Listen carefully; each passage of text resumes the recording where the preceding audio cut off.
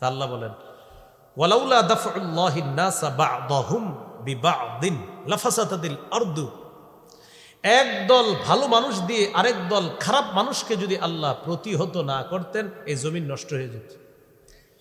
তাহলে জালেমদেরকে ভালো মানুষ দিয়ে প্রতিহত করা এটাই সঠিক। জালেমরা যদি দুনিয়াতে থাকে তাহলে দুনিয়া নষ্ট হয়ে যাবে, দুনিয়া পথ। জালেমের বিরুদ্ধে পুরা বাংলাদেশ এক থাকতে হবে। যে কোনো জালেমের বিরুদ্ধে আপনারা এক থাকতে হবে। যে কোনো জালেম, এটা দেশীয় জালেম হোক, এটা সাপ্তাহিক জালেম হোক, বাৎসরিক জালেম হোক, আর দেশীয় রাষ্ট্রীয় কোনো জালেম হোক, কোন জালেমকে সুযোগ দিবেন না। কিন্তু দিবেন তো।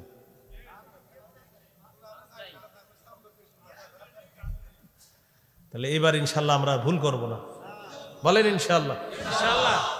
আমরা জুলুমকে প্রশ্রয় দিব না, কারণ আল্লাহ বলেন একদল ভালো মানুষ দিয়ে আরেক দল খারাপ মানুষকে যদি আল্লাহ প্রতিহত না করতেন এই পৃথিবী নষ্ট হয়ে যেত। তো পৃথিবীটা নষ্ট হোক আমরা চাই? আমাদের বাংলাদেশ নষ্ট হোক এটা আমরা চাই না। এই জন্য আমাদের এই দেশে কোনো অশ্লীলতা, কোনো বেহায়াপনা, কোনো জুলুম নির্যাতন এগুলোকে আমরা প্রশ্রয় দিব না। এগুলোর বিরোধিতা করব, মানে একদল ভালো মানুষ ওই খারাপের বিরোধিতা করা। আল্লাহ বলেন এটাই তো নিয়ম। ভালোরা খারাপকে প্রতিহত করবে, ভালোরা টিকে যাবে, খারাপরা ধ্বংস হবে, দেশটা সুন্দর থাকবে। এটাই বললেন লাফাসাদাতিল আরদু। যদি আমি ভালো মানুষ দিয়ে খারাপগুলারে প্রতিহত না করতাম জমিন নষ্ট হয়ে যেত। আল্লাহ বলেন শোনো, খারাপ মানুষগুলারে যে আমি শেষ করছি এটা তোমাদের উপর দয়া, অনুগ্রহ। সুবহানাল্লাহ। ওয়ালাকিন্নাল্লাহা যু ফাদলিন আলাল আলামিন। আল্লাহ বিশ্ববাসীর উপর অনুগ্রহশীল, তোমাদের উপর দয়া করলাম। পুরা ঘটনাটা এটা কোরআনের ঘটনা। এই ঘটনাটাই দেখবেন অনেকে একটু রঙায়া আরো বেশি বলে। এই বেশি বলাটা এটা ইসরায়েলি বর্ণনা, ইসরায়েলি বর্ণনা। এই বর্ণনাগুলো আপনারা শুনেনও না, কানও দিয়েন না। আমি আবদার রাখবো, অনেকে এই ঘটনাটা রং মিশায় আরো বাড়ায়। যেমন বাক্স আসার ঘটনাটা এটা অন্যভাবে বলে, যে একটা মন্দির ছিল, মন্দিরের সামনে বাক্সটা পড়েছিল, সেখান থেকে এইভাবে বাক্সটা আসছে। এটা কিন্তু ইসরায়েল। ওই রেওয়ায়তগুলো আমার জানা আছে, প্রত্যেকটা রেওয়ায়ত আমি পড়ছি, কিন্তু সবগুলা ভুল। ইসরায়েলি রেওয়ায়ত বেশিরভাগ জাল, অথবা ইসরায়েলি তাওরাত ইনজিলের মধ্যে তারা আল্লাহর কথার সাথে নিজেদের কিছু কথা ঢুকিয়ে দিয়ে মানুষের মাঝে প্রচার করে দিছে, যা বর্তমান সমাজেও অনেকে মাইকের সামনে এই কথাগুলো মুখ দিয়ে বলে ফেলে।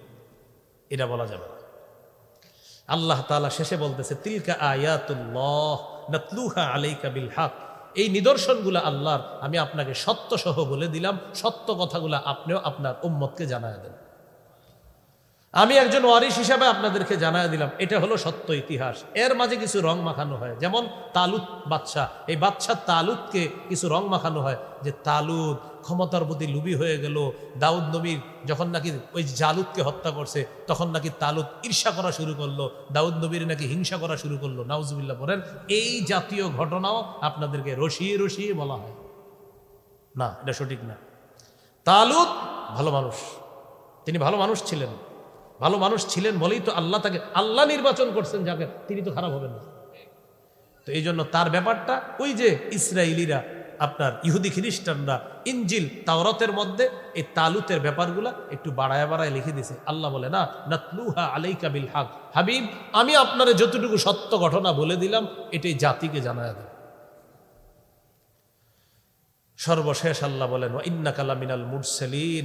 আপনি রসুলদের একজন, রসুল হিসাবে আপনার দায়িত্ব কর্তব্য সঠিক বিষয়গুলা জানিয়ে দেওয়া। আর আপনি রসুল বলেই তো আমি আল্লাহ আপনার মাধ্যমে পৃথিবীবাসীকে সঠিক বিষয়গুলা জানিয়ে দিলাম। এ হলো সূরা বাকারার 252 নম্বর আয়াত। 246 থেকে 252, 2 নম্বর পারার 19 নম্বর পৃষ্ঠার মাঝামাঝি অংশ থেকে শুরু, আর 20 নম্বর পৃষ্ঠার একদম সর্বশেষ আয়াত হলো ওয়া ইন্নাকা লামিনাল মুরসালিন। এটা 252। 253 হলো 3 পারা শুরু, তিলকার রুসুলু ফাদ্দালনা বা'দাহুম আলা বা'দ। এটা হলো পরের অংশ। আল্লাহ তাআলা আমাদের সকলকে আজকে যে কথাগুলা জানলাম, কয়েকটা গুরুত্বপূর্ণ কথা মন দিয়ে শুনেন। জিহাদ যদি কখনো ফরজ হয়, ইনশাল্লাহ আমাদের নিয়ত আছে। ইনশাআল্লাহ। শহীদ যদি কখনো হতে হয়, ইনশাআল্লাহ আমাদের নিয়ত আছে। ইনশাআল্লাহ।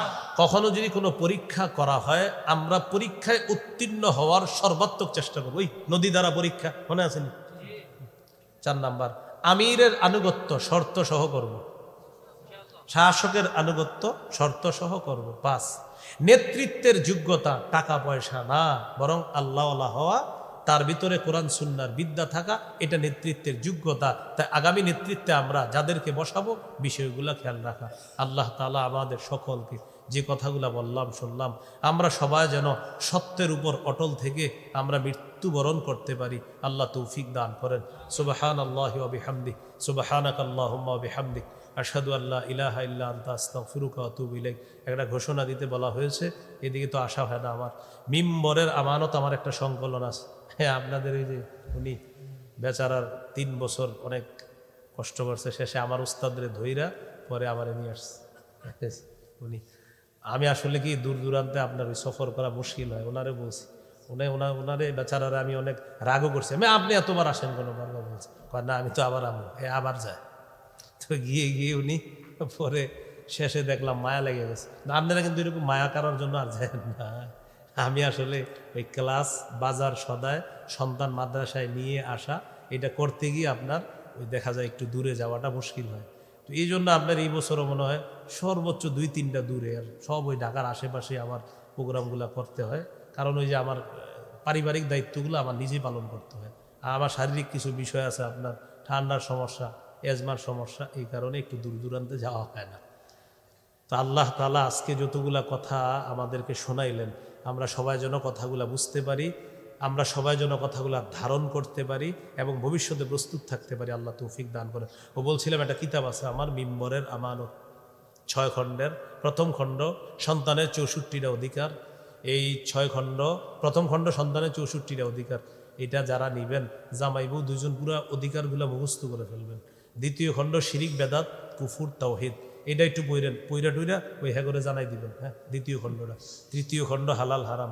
চতুর্থ খণ্ড স্বামী স্ত্রীর অধিকার। পঞ্চম খণ্ড লা ইলাহা ইল্লাল্লাহর ব্যাখ্যা। ষষ্ঠ খণ্ড নামাজ সম্পর্কে আলোচনা। যাদের প্রয়োজন হবে এখান থেকে ওই গাড়িতে আছে, ভেঙে ভেঙে যদি ওরা নেন, আর একসাথে নিলে সেটাও নিতে পারেন, ওদের কাছ থেকে সংগ্রহ করতে পারেন। বাকি গাড়ির কাজ ভাঙা যাবে না। হ্যাঁ, আপনি যদি নেন সুন্দরভাবে ভদ্রতার সাথে নিয়ে নেবেন। মিম্বরের আমানত মনে রাখবেন। এখান থেকে যদি না নিতে পারেন, অনলাইনে লিখবেন, লিখলে বাংলা বাজার থেকে আপনার ঘরে এনে পৌঁছায় দিবেন। আলেম ওলামা সহ সর্বসাধারণ এটা পড়তে পারবেন। যাদের প্রয়োজন হবে নিতে পারেন। আমিন ওয়া আখিরু দাওয়ানা আলহামদুলিল্লাহি রাব্বিল আলামিন। আলহামদুলিল্লাহি রাব্বিল আলামিন। والعاقبة للمتقين والصلاة والسلام على سيد الأنبياء المرسلين وعلى آله وأصحابه أجمعين. ربنا ظلمنا أنفسنا وإن لم تغفر لنا وترحمنا لنكونن من الخاسرين. رب ارحمهما كما ربياني صغيرا. رب ارحمهما كما ربياني صغيرا. মাবুদ মেহেরবান মাওলা হাজী ফয়েজউদ্দিন ভুইয়া, আল্লাহ এই বাড়ির উদ্যোগে যে তাফসীরুল কোরআন মাহফিল হয়েছে মাওলা, আল্লাহ আমার আগে যারা আলোচনা করেছে মাওলা, তারা সবাই আমার চেয়ে দামি মানুষ ছিলেন, তাদের কথাগুলোও দামি ছিল মাওলা। আল্লাহ সেই মানুষগুলার কথাগুলোর সাথে আমার কথাগুলোকে আপনি কবুল করে নেন। আল্লাহ মেহেরবানি করে এই মাহফিলকে আপনি কবুল করে নেন। আজকে আমরা সূরা বাকারার 246 থেকে 52, কাম মিন ফিআতিন কলিলাতিন গালাবাত ফিআতান কাসীরাতাম বিইজনিল্লাহ। কত ছোট বাহিনী বড় বাহিনীকে আল্লাহর হুকুমে পরাজিত করে দিয়েছে। আমাদের আশা আমরা বাহিনী ছোট, আল্লাহর সাহায্য আর হুকুম যদি থাকে আমরাই বিজয় অর্জন করব। আল্লাহু মা'আস সাবিরিন, আল্লাহ ধৈর্যশীলদের সাথে আছে। এটা বলার পর মাঠে লড়াই শুরু হয়ে গেল। ফাহাজামুহুম বিইذনিল্লাহ। তো লড়াই শুরু হয়ে গেল মাঠের মধ্যে। লড়াই শুরু হওয়ার পর মুজাহিদ বাহিনী আল্লাহর কাছে একটা দোয়া করেছিলেন, রব্বানা আফরিগ আলাইনা সাবরা। আল্লাহ আমাদেরকে ধৈর্য ঢেলে দেন, ওয়াসাব্বিত আকদামানা ওয়ানসুরনা আলাল কওমিল কাফিরিন। আমাদের পাগুলা মজবুত রাখেন জিহাদের ময়দানে। এখান থেকে শিক্ষা, জিহাদের ময়দানে মজবুতির সাথে থাকতে হবে, ধৈর্য থাকতে হবে। আফরিগ আলাইনা সাবরা, আল্লাহ ধৈর্য দিয়ে দেন। 2, ওয়াসাব্বিত আকদামানা, আমাদের পাগুলা জিহাদে আপনি অটল রাখেন। 3, ওয়ানসুরনা আলাল কওমিল কাফিরিন, কাফেরদের বিরুদ্ধে আমাদেরকে সাহায্য করবেন। দোয়া করছে মুজাহিদরা, 3টা দোয়া। আল্লাহ ধৈর্য দেন, আল্লাহ জিহাদের ময়দানে অবিচলতা দেন, আল্লাহ কাফেরদের বিরুদ্ধে আমাদেরকে সাহায্য করেন। লড়াই শুরু হয়ে গেছে। লড়াই শুরু হওয়ার পর মনে আসেনি একজনরে হারাইতে পারতেছে না, তার নাম কি? জালুত। পরে জানি জালুতরে কে লড়াই করে শেষ করছে? দাউদ নবী। লড়াই চলতেছে চলতেছে, মোটামুটি ভাবে পাল্লা ভারী, তালুতের বিজয় ঘোষণা করা বাকি মাত্র। জালুত বলতেছে, বিজয় কখন? আগে আমারে শেষ করো। ফাহাজামুহুম বিইذনিল্লাহ, আল্লাহর হুকুমে তালুত বাহিনী জালুত বাহিনীকে পরাজিত করলো। চূড়ান্ত পরাজয়ের জন্য জালুতকে কেউ হত্যা করতে পারে নাই। আল্লাহ বলেন, ওয়া কাতালা দাউদু জালুতা। দাউদ নবী ভাইদেরকে তালাশ করার জন্য আসছেন, আসার পর দেখতেছেন জালুতের সাথে কেউ লড়াই করতে মাঠে যায় না। দাউদ নবী তালুতকে বললেন, বাদশা তালুত, আমাকে আপনি অনুমতি দিয়ে দেন, আমি জালুতের বিরুদ্ধে লড়াই করি। অনেক ভেবে চিন্তে এরপর দাউদ নবীকে অনুমতি দেয়। দাউদ নবী একটা পাথর নেয় তালুতের বরাবর, মানে আল্লাহর নাম নিয়ে।